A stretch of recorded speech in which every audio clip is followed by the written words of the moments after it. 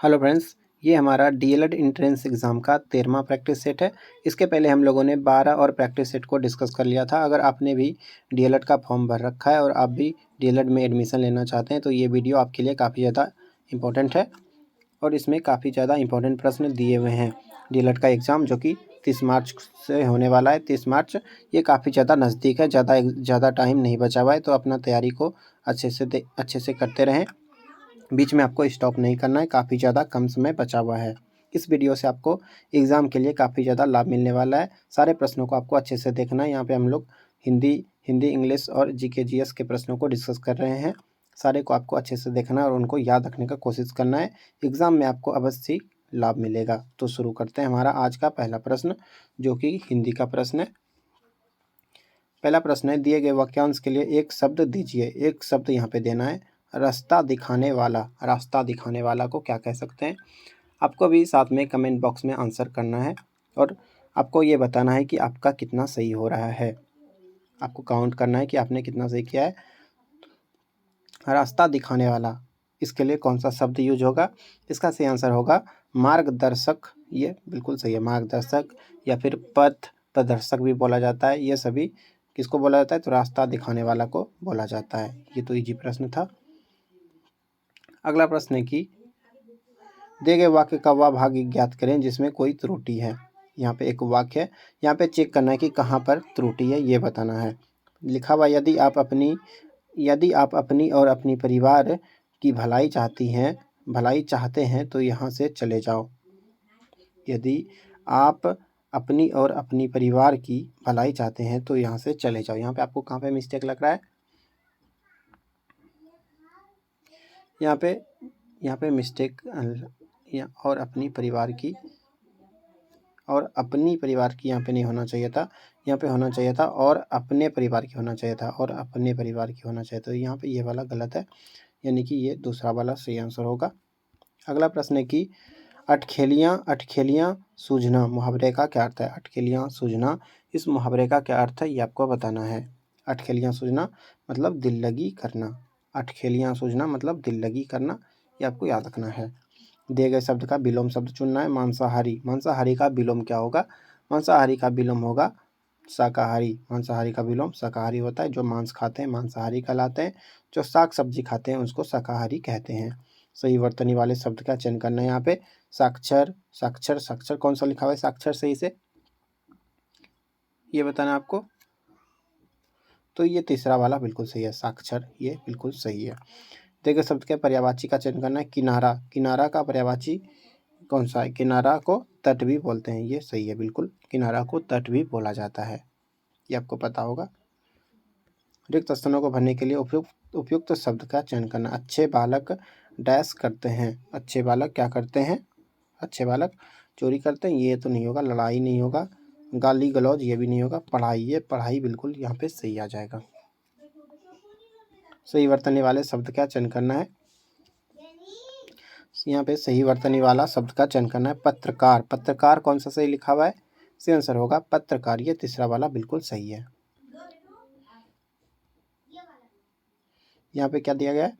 यहाँ पे दिया गया है कि दिए गए वाक्य में रेखांकित खंड को प्रतिस्थापित करने के लिए उपयुक्त विकल्प का चयन करें। यानी कि यहाँ पे ये लिपियों की महत्व है, इसको प्रतिस्थापित करना है, यानी कि इसको बदल के दूसरा देना है। तो यहाँ पे क्या दे सकते हैं?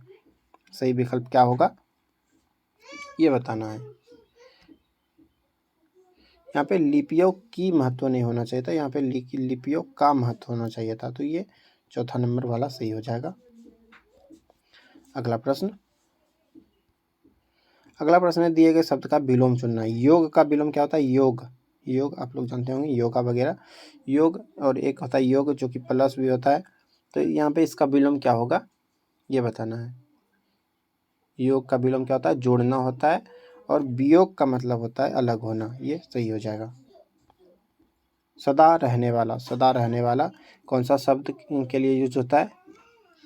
सही आंसर होगा शाश्वत, शाश्वत मतलब सदा रहने वाला।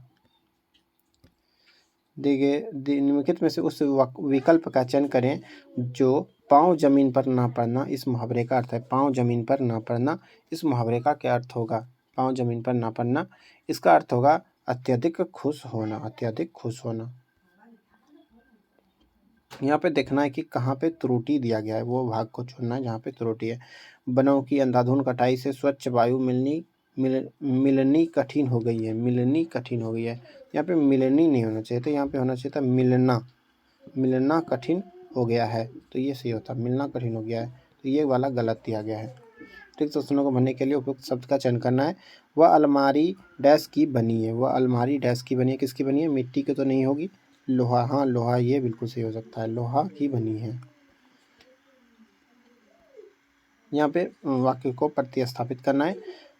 दादी जी पूजा कर रहे हैं, दादाजी समाचार पत्र पढ़ रहे हैं और दादी जी पूजा कर रहे हैं, पूजा कर रहे हैं, तो यहाँ पे क्या होना चाहिए था, यहाँ पे होना चाहिए कि दादी जी पूजा कर रही हैं, ये सही होगा। दादी जी दादी जी पूजा कर रही हैं, ये दूसरा वाला सही होगा। निम्नलिखित में शुद्ध शब्द का चयन करना है। यहाँ पे नियमित, निर्मित, व्यवस्थित, भ्रमित, कौन सा शब्द इसमें शुद्ध दिया गया है, शुद्ध कौन सा है ये बताना आपको। इसमें से कौन सा शुद्ध है ये आपको बताना है, शुद्ध कौन सा है यानी कि सही कौन सा है। निर्मित, व्यवस्थित, यानी कि यहाँ पे व्यवस्थित, ये बिल्कुल सही है, व्यवस्थित, इसका वर्तनी बिल्कुल सही है, यहाँ पे कहीं भी मिस्टेक नहीं है, तो इसको ध्यान से देख लेना है। गीत गोविंद के रचयिता कौन है, गीत गोविंद के रचयिता कौन है ये आपको बताना है। सही आंसर होगा जयदेव, गीत गोविंद के रचयिता जयदेव है। अगला प्रश्न क्वेश्चन नंबर 18, 18 नंबर देखते हैं। तमस उपन्यास के लेखक कौन है, तमस एक उपन्यास है, इसके लेखक कौन है, इसका सही आंसर क्या होगा, इसका सही आंसर होगा भीष्म साहनी, भीष्म साहनी तमस उपन्यास के लेखक है। इन सभी प्रश्नों को आपको याद रखना, ये इंपॉर्टेंट प्रश्न है, बार बार एग्जाम में पूछे जाते हैं, पिछले बार भी ये प्रश्न पूछा गया था। निम्नलिखित में से शुद्ध शब्द का चयन करना है, शुद्ध शब्द का यहाँ पे चयन करना है, कौन सा शुद्ध दिया गया है। अनुग्रहित कौन सा सही है, ये तीसरा वाला जो अनुग्रहित लिखा गया है ये बिल्कुल सही है, इसका वर्तनी बिल्कुल सही है। कुली उपन्यास के लेखक कौन है, कुली एक उपन्यास है, इसके लेखक का नाम पूछा जा रहा है, सही आंसर होगा मुल्कराज आनंद, कुली उपन्यास के लेखक मुल्कराज आनंद है, ये आपको ध्यान रखना है। अत्याचार का सही संधि विच्छेद क्या होगा, अत्याचार का सही संधि विच्छेद क्या होगा, अत्याचार का सही संधि विच्छेद होगा अति जोड़ आचार, अति जोड़ आचार, ये सही संधि विच्छेद होगा। जगन्नाथ शब्द का सही संधि विच्छेद क्या होगा, जगन्नाथ शब्द का सही संधि विच्छेद क्या होगा, जगत जोड़ नाथ, जगत जोड़ नाथ, ये जगन्नाथ का सही संधि विच्छेद है। अग्नि परीक्षा पुस्तक के लेखक का क्या नाम है, अग्नि परीक्षा इस पुस्तक के लेखक का क्या नाम है ये आपको बताना है। क्या होगा अग्नि परीक्षा पुस्तक आचार्य तुलसी के द्वारा लिखा गया, आचार्य तुलसी इसके लेखक है, ये आपको ध्यान रखना है। निम्नलिखित में से कौन सा शब्द सफल का विलोम नहीं है, सफल का विलोम कौन सा नहीं है, सफल मतलब क्या होता है, सफल जो होता है पास हो जाता है, ये इसका विलोम पूछा जा रहा है। सफल, विफल ये तो विलोम है, असफल भी इसका विलोम है, निष्फल भी विलोम है। ये उत्तीर्ण इसका विलोम नहीं होता है, बल्कि उत्तीर्ण और सफल सेम चीज होता है, तो ये आपको ध्यान रखना है। अगला प्रश्न है कि प्रवाह के संपादक के नाम बताइए, प्रवाह के संपादक कौन है ये बताना है। प्रवाह के संपादक है प्रताप नारायण सिंह, प्रवाह के संपादक कौन है, प्रताप नारायण मिश्र, इसका सही आंसर होगा। मैथिली शरण गुप्त किस काल के कवि थे, मैथिली शरण गुप्त किस काल के कवि थे ये आपको बताना है, सही आंसर होगा आधुनिक काल के, मैथिली शरण गुप्त आधुनिक काल के कवि थे, ये आपको ध्यान रखना है। निम्नलिखित में से कौन सा शब्द सरल का विलोम नहीं है, कौन सा शब्द सरल का विलोम नहीं है, सरल का विलोम नहीं है, सरल का उल्टा कौन सा नहीं है, सरल मतलब आसान, कठिन हो जाए ये तो उल्टा ही है, सुलभ भी है, सुलभ और सरल दोनों सेम चीज़ है, ये उल्टा नहीं होता है, ये आपको ध्यान रखना है। यहाँ पे वर्ण विक्षेपण दिया गया है, यहाँ पे आपको बताना है इसको ऐड करने से यानी कि इसको जोड़ने संधि करने से इससे क्या बनेगा, स व आ क्या बनेगा ये बताना है। आंसर होगा इसका स्वाद, ये चौथा वाला बिल्कुल सही हो जाएगा, यही इसको ऐड करने से बन जाएगा। आपको अच्छे से इनको अच्छे से ऐड करके देखना है कि क्या बनने वाला है, और लास्ट में इसको मिलाना भी है। जिसकी माप तौल ना हो सके उसको क्या कह देंगे, जिसकी माप तौल ना हो सके उसको क्या कहेंगे, इसका सही आंसर होगा अपरिमेय। जिसका मापतौल ना हो सके उसको अपरिमेय कहा जा सकता है, और जिसको नाप तोल सकते हैं उसको परिमेय कहा सकते हैं। और मात्रक क्या होता है? मात्रक जिसके द्वारा हम किसी को मापते हैं, जैसे द्रव्यमान का किलोग्राम होता है, दूरी का मीटर होता है, किलोमीटर होता है, ये सभी आपको ध्यान रखना है। रामकृष्ण कौन सा समास है? रामकृष्ण में कौन सा समास है? इसका आंसर क्या होगा? इसका आंसर होगा द्वंद्व समास। द्वंद्व समास किसी भी वर्ड के बीच में अगर दोनों शब्द एक ही जैसा, जैसे लोटा डोरी, राम कृष्ण, माता पिता, ये सभी द्वंद्व समास के उदाहरण होते हैं। इसके बाद यहाँ पे गणित के प्रश्न है, लेकिन गणित के प्रश्न अभी हम लोग नहीं देखने वाले हैं। अभी हम लोग जीके जीएस हिंदी और इंग्लिश के प्रश्नों को देखेंगे। गणित के प्रश्न हम लोग अलग से देखेंगे, सेपरेट वीडियो लेकर आने वाले हैं उसके लिए।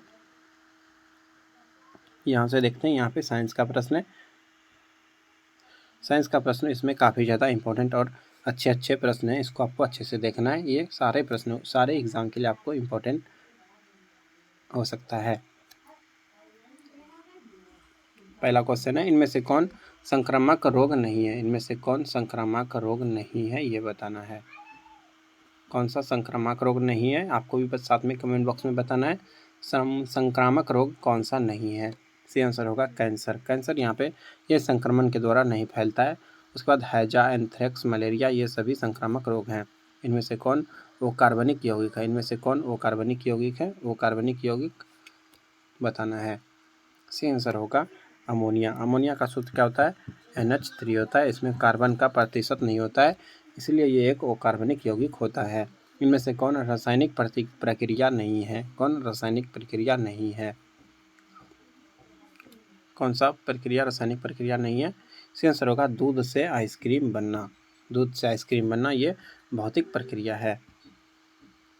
अगर कोई भी चीज़ पुनः उसी अवस्था में आ जाए तो उसको भौतिक अवस्था कहते हैं, और पुनः उसी अवस्था में ना आए तो रासायनिक प्रक्रिया। जैसे दूध से अगर दही बन गया तो वह फिर दोबारा दही से दूध नहीं बन सकता, तो इस प्रकार ये एक रासायनिक अभिक्रिया हुआ। और आइसक्रीम पिघलने से पानी बन जाता है और पानी से फिर आइसक्रीम बन जाता है, यानी कि ये प्रक्रिया उलट पुलट हो सकता है, तो इसको हम लोग भौतिक परिवर्तन कहते हैं। ये आपको ध्यान रखना है, ये ट्रिक होता है। इनमें से कौन कांच का महत्वपूर्ण घटक है? इनमें से कौन कांच का महत्वपूर्ण घटक है? इसका सही आंसर होगा SiO2। कांच का महत्वपूर्ण घटक कौन सा है? SiO2। SiO2 सिलिका को बोला जाता है। सिलिका ये कांच का एक महत्वपूर्ण घटक है, ये आपको ध्यान रखना है। इनमें से कौन सा रजत लवण फोटोग्राफी में प्रयुक्त होता है? इनमें से कौन सा रजत लवण फोटोग्राफी में प्रयुक्त होता है? इसका सही आंसर होगा AgBr। AgBr ये आपको ध्यान रखना है।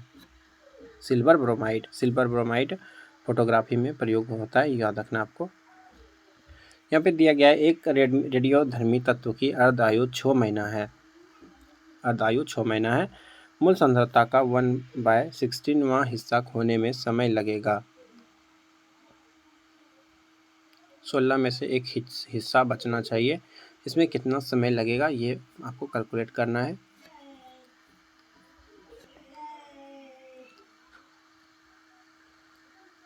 इसका एक सूत्र होता है T बराबर 2 पाई √LYG। इस पे आप बैठा के इसको सॉल्व कर सकते हैं। इसका आंसर क्या होगा? इसका आंसर ये तीसरा वाला हो जाएगा, यानी कि 2 वर्ष इसका सही आंसर होगा। अगला प्रश्न है मैक्रो ऑर्गेनिज्म जो सजीव और निर्जीव जगत की सीमा रेखा है वे हैं क्या कहलाते हैं? इसका सही आंसर होगा विषाणु सही आंसर होगा। अगला प्रश्न है, इनमें से कौन सा पाचन तंत्र का हिस्सा नहीं है? इनमें से कौन सा पाचन तंत्र का हिस्सा नहीं है? सही आंसर होगा कॉर्निया आँख का भाग होता है, जो कि दान भी किया। अगर आप आँख को दान करते हैं तो उसमें कॉर्निया को ही दान किया जाता है। उसके बाद पित्ताशय, आंत, यकृत, ये सभी पाचन तंत्र का हिस्सा होता है। अगला प्रश्न है, अस्थि का एक मुख्य खनिज तत्व है। अस्थि हड्डी जो होता है उसका मुख्य तत्व कौन सा होता है? सही आंसर होगा कैल्शियम बिल्कुल सही आंसर होगा। आकाश के नीले रंग का क्या कारण है? आकाश के नीले रंग का क्या कारण है? सही आंसर होगा प्रकीर्णन। प्रकाश के प्रकीर्णन के कारण आकाश का रंग नीला दिखलाई देता है। इनमें से कौन सा कोलाइड नहीं है? कोलाइड कौन सा नहीं है ये बताना है। कोलाइड कौन सा नहीं है? क्लोरोफिल जो दिया गया है ये कोलाइड नहीं होता है। उसके बाद धुआं रूबी ग्लास, दूध, ये सभी कोलाइड के ही उदाहरण हैं। इनमें से किसके उत्सर्जन में किसी तत्व का परमाणु क्रमांक एक बढ़ता है?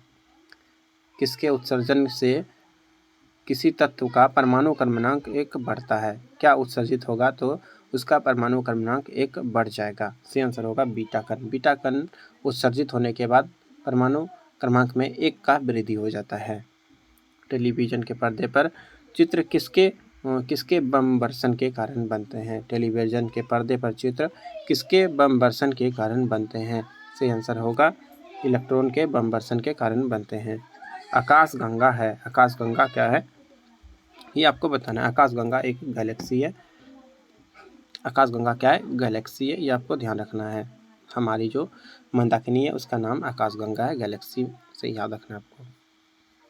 तारों के समूह को गैलेक्सी, आकाशगंगा ये सभी कहा जाता है। इनमें से कौन सबसे लंबे तरंगदैर्घ्य की विकिरण है? इनमें से कौन सबसे लंबे तरंगदैर्घ्य की विकिरण है? सबसे ज़्यादा तरंगदैर्घ्य वाला विकिरण किसका होता है?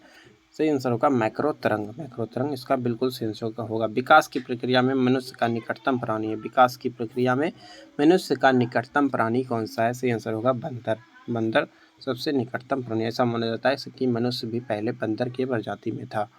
निम्नलिखित में से कौन अदिश राशि? अदिश राशि इसमें कौन सा है? अदिश राशि किसको बोलते हैं? तो जिसमें दिशा नहीं होता है, सिर्फ परिमाण होता है, दिशा उसमें नहीं होता है, तो इसको अदिश राशि कहते हैं। सही आंसर क्या होगा? शक्ति। शक्ति में कोई दिशा नहीं होता है, इसका सिर्फ परिमाण होता है। उसके बाद बल, चुंबकीय प्रेरण, वेग, ये सभी सदिश राशि के उदाहरण हैं। बल जब भी लगाया जाता है तो किसी एक दिशा में लगाया जाता है। वेग भी किसी एक दिशा में होता है। किसी रंग की सतह पर ताप विकिरण का सर्वोत्तम विकिरक है, यानी कि सबसे ज़्यादा ताप जो होगा वो किस कलर का होगा, ये पूछा जा रहा है। ये आपको बताना है, इजी प्रश्न है। आंसर होगा काला। सॉरी यहाँ पे ये नहीं था, यहाँ पे कि विकिरण जो होता है वो सबसे अधिक विकिरक रंग कौन सा है, यानी कौन सा रंग है जिसके कारण सबसे अधिक उसका विकिरण होता है, उत्सर्जन ज़्यादा होता है, तो सही आंसर होगा काला। काला इसका बिल्कुल सही आंसर होगा।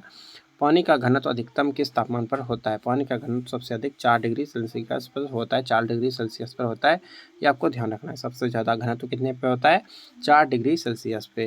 ये इंपॉर्टेंट प्रश्न है, आपको अच्छे से इसको देख लेना, याद रखना है। विद्युत का सबसे अच्छा चालक कौन है? विद्युत का सबसे अच्छा चालक कौन है? सही आंसर होगा कॉपर।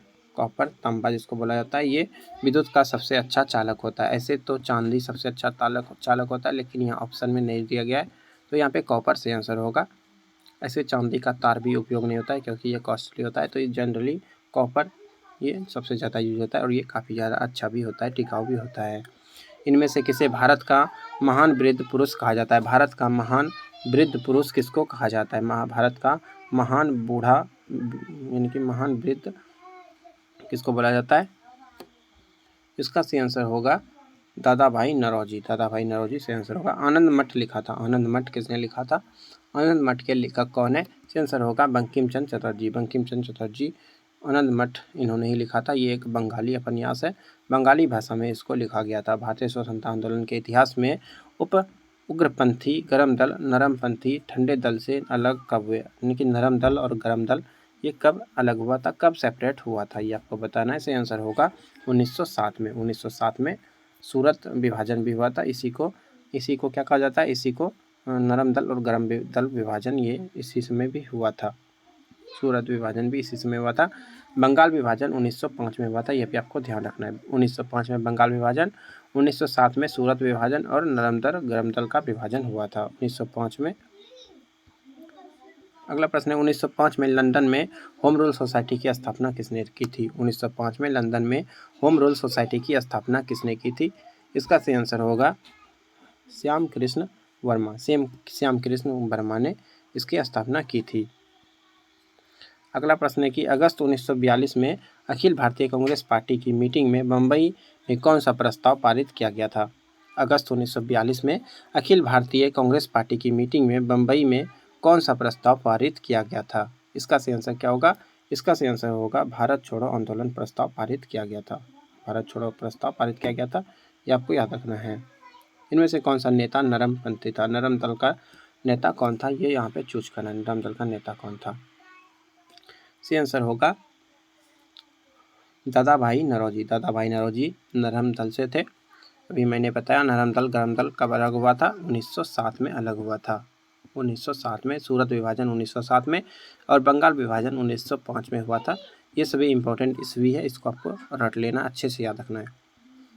होम रूल लीग की स्थापना किसने की थी? होम रूल लीग की स्थापना किसने की थी? इसका आंसर होगा Shrimati Annie Besant. Shrimati Annie Besant के द्वारा होम रूल लीग की स्थापना की गई थी। ये बात आपको ध्यान रखना इंपॉर्टेंट है। इंडियन नेशनल यूनियन की स्थापना कब हुई थी? इंडियन नेशनल यूनियन की स्थापना कब हुई थी? इसका आंसर होगा 1884 में। 1884 में इंडियन नेशनल यूनियन की स्थापना हुई थी। पूर्ण स्वराज की घोषणा के बाद प्रथम स्वतंत्रता दिवस कब मनाया गया था? पूर्ण स्वराज की घोषणा के बाद प्रथम स्वतंत्रता दिवस कब मनाया गया था? इसका सही आंसर होगा 26 जनवरी 1930 को। 26 जनवरी 1930 को पूर्ण स्वराज की घोषणा के बाद प्रथम स्वतंत्रता दिवस मनाया गया था। भारत में प्रथम अंतरिम सरकार की स्थापना कब की गई थी? भारत में प्रथम अंतरिम सरकार की स्थापना कब की गई थी, ये बताना है। प्रथम अंतरिम सरकार की स्थापना 2 सितंबर 1946 को किया गया था। 2 सितंबर 1946 को प्रथम अंतरिम सरकार की गठन की गई थी। ये आपको ध्यान रखना है। क्वेश्चन नंबर 91 पे आते हैं। भारतीयों ने साइमन कमीशन का विरोध क्यों किया था? भारतीयों ने साइमन कमीशन का विरोध क्यों किया, ये बताना है। साइमन कमीशन का विरोध इसलिए किया था क्योंकि कमीशन के किसी भी सदस्य का भारतीय न होने के कारण, कमीशन का कोई सदस्य भारतीय नहीं था। कमीशन का कोई भी सदस्य भारतीय नहीं था, इसीलिए भारतीयों ने साइमन कमीशन का विरोध किया था। ये आपको याद रखना है। अगला प्रश्न है, महात्मा गांधी ने 1932 में आमरण अनशन क्यों रखा था? 1932 में महात्मा गांधी ने आमरण अनशन क्यों रखा था, ये बताना है। सही आंसर होगा ब्रिटिश सरकार द्वारा दलितों के लिए पृथक चुनाव की घोषणा। ब्रिटिश सरकार के द्वारा दलित के लिए एक पृथक चुनाव का घोषणा करने के लिए 1932 में गांधी जी ने आमरण अनशन किया था, आमरण अनशन रखा था। गदर पार्टी की स्थापना किसने की थी? गदर पार्टी की स्थापना किसने की थी, ये बताना है। गदर पार्टी की स्थापना लाला हरदयाल, काशीराम और सोहन सिंह भाकना के द्वारा किया गया था। लाला हरदयाल, काशीराम एवं सोहन सिंह भाकना, यहाँ पे इसका पूरा नाम होता है सोहन सिंह भाकना। इन तीनों के द्वारा ही मिलजुल कर गदर पार्टी का स्थापना किया गया था। ये बात आपको याद रखना है। लाला हरदयाल, काशीराम और सोहन सिंह, LKS, ये ट्रिक हो गया LKS। लाला हरदयाल, काशीराम और सोहन सिंह, इन तीनों ने गदर पार्टी की स्थापना की थी। 1942 में कांग्रेस के किस अधिवेशन में भारत छोड़ो प्रस्ताव पारित किया गया था? 1942 में कांग्रेस के किस अधिवेशन में भारत छोड़ो प्रस्ताव पारित किया गया था? सही आंसर होगा बम्बई अधिवेशन में। बम्बई अधिवेशन 1942 में हुआ था। इसी समय भारत छोड़ो प्रस्ताव पारित किया गया था। भारत छोड़ो आंदोलन भी 1942 में हुआ था। भारत का राष्ट्रपति होता है, क्या होता है? संवैधानिक प्रमुख भी होता है, लेकिन यहाँ पे चूज करना है राज्य का संवैधानिक अध्यक्ष, ये भी सही है। राज्य का संवैधानिक अध्यक्ष, ये दूसरा वाला बिल्कुल सही होता है। इनमें से कौन सी भारत के राष्ट्रपति के पद के लिए आवश्यक योग्यता नहीं है? कौन सा योग्यता नहीं है, ये चूज करना है। वह भारत का नागरिक होना चाहिए था, ये तो है ही। वह 35 वर्ष से अधिक आयु का हो, ये भी होना चाहिए। वह लोकसभा के सदस्य के लिए निर्धारित सभी योग्यता हो, जो लोकसभा के सदस्य का होना चाहिए, राष्ट्रपति का भी होना चाहिए, ये भी सही है। वह संसद के किसी भी सदन का सदस्य हो, ये जरूरी नहीं होता है। ये जो दिया गया चौथा नंबर, ये जरूरी नहीं होता है। वो सदस्य नहीं भी होगा तो चलेगा, उसके ऊपर का यानी कि उसके पास योग्यता होना चाहिए, ऐसा। आपातकाल की घोषणा संसद में अनुमोदन के लिए प्रस्तुत की जानी चाहिए। आपातकाल की घोषणा संसद के में अनुमोदन के लिए प्रस्तुत की जानी चाहिए। कब प्रस्तुत की जानी चाहिए? आंसर होगा 1 महीने के अंदर, 1 महीने के अंदर प्रस्तुत की जानी चाहिए। मंत्रिपरिषद है, मंत्रिपरिषद क्या है, ये आपको बताना है। मंत्रिपरिषद क्या है? कैबिनेट के बिल्कुल समान है, नहीं, ये तो नहीं होगा। कैबिनेट से छोटा निकाय है, ये भी नहीं होगा। आगे देख लेते हैं। कैबिनेट से बड़ा निकाय, ये बिल्कुल सही है। मंत्रिपरिषद कैबिनेट से भी बड़ा निकाय होता है। सारा देख रेख मंत्रिपरिषद के अंतर्गत ही होता है। मंत्री परिषद का अध्यक्ष कौन होता है? तो प्रधानमंत्री होता है, पीएम जो होते हैं हमारे वे कैबिनेट यानी कि कैबिनेट मंत्री के अध्यक्ष होते हैं। राज्यपाल का वेतन किस कोष से आता है? राज्यपाल का वेतन किस कोष से आता है ये बताना है। राज्यपाल का वेतन भारत की संचित निधि से दिया जाता है। भारत की संचित निधि से राज्यपाल का वेतन दिया जाता है। भारत का प्रधानमंत्री कौन है? भारत का प्रधानमंत्री हो सकता है, यहाँ पे चूज करना है, सत्ता दल का अध्यक्ष हो सकता है, ये सही है। सत्ता दल का अध्यक्ष होता है, हमेशा सत्ता दल का अध्यक्ष होता है, ये नहीं, हमेशा नहीं होता है। सत्ता दल का अध्यक्ष नहीं हो सकता, ये भी गलत है, यानी कि हो सकता है, इनमें से कोई नहीं। तो ये पहला वाला यहाँ पे बिल्कुल सही है। इसके बाद इंग्लिश के प्रश्न है। वीडियो जो है काफ़ी ज़्यादा लंबा हो चुका है, इसलिए इंग्लिश के प्रश्न अभी हम लोग सेपरेट वीडियो में डिस्कस करेंगे। तब तक के लिए धन्यवाद। पिछले वीडियोस का लिंक आपको इस वीडियो के डिस्क्रिप्शन में या फिर चैनल के प्लेलिस्ट में मिल जाएगा, वहां जाकर देख सकते हैं। तब तक के लिए धन्यवाद। मिलते हैं जल्द ही अगले प्रैक्टिस सेट में।